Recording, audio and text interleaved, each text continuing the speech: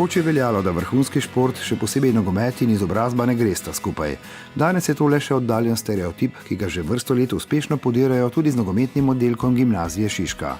Pred 18 leti je zaživel moški, 5. leto deluje tudi dekliški oddelek.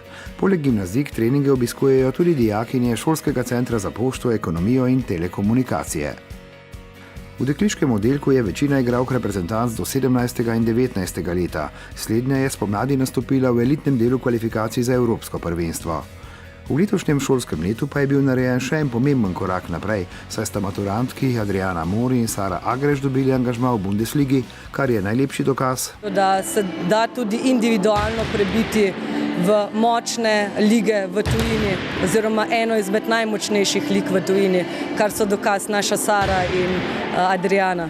Ki boste nogometno pot nadaljevali v Potsdamu, kjer že igra Lara Prašnikar, tako da bo ekipa iz dežele Brandenburg dobila opaznejši slovenski pridih. Ja, absolutno je to velik izziv, zaradi tega, ker je to neko novo poglavje v življenju. Vedno sem si želela igrati v Bundesligi, tako da sem uresničila svoj cilj. Pomembna odskočna deska je bila seveda prav Gimnazija Šiška, v katero se je Sara vpisala z željo, da v 4 letih dobim dovolj znanja tako na šolskem področju kot tudi na nogometnem področju, da se lahko potem odpravim igrati v tujino. Če si delaven pa da imaš neke cilje, se vse da doseči. No? V Bundesligi seveda obe čaka novo dokazovanje, ki ga bosta Adriana iz Podvelka na Koroškem in Sara iz Žalca gradili tudi na vsem, kar sta pridobili v dekliškem nogometnem oddelku. V 4 letih mislim, da sem na Gimnaziji Šiška s temi treningi pridobila veliko na taktičnem področju, predvsem v zrelosti v igri.